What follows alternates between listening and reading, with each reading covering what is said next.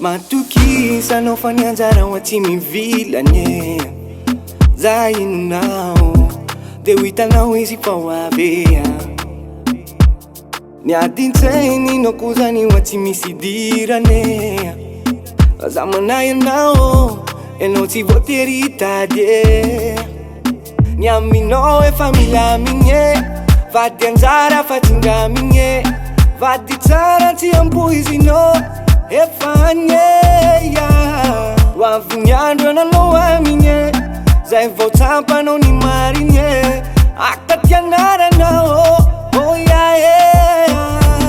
vady anjara tsy tadiavine go fanjara tsy azo lavinao zany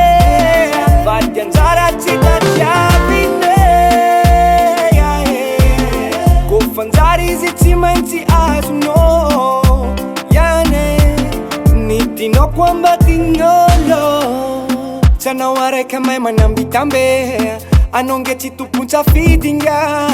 fa zay anjara ihany ho anovady ka de zay ty mandre zay mamaiky eo ihany nitratrantytrô maikimaiky ny anambady na tsy anjara za de miaritrô ny aminao efa milamigny vady anjara fa tsingamigny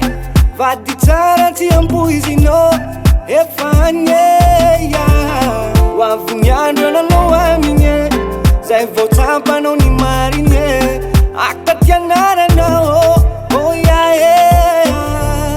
vady anjara tsy tadiavine go fanjara tsy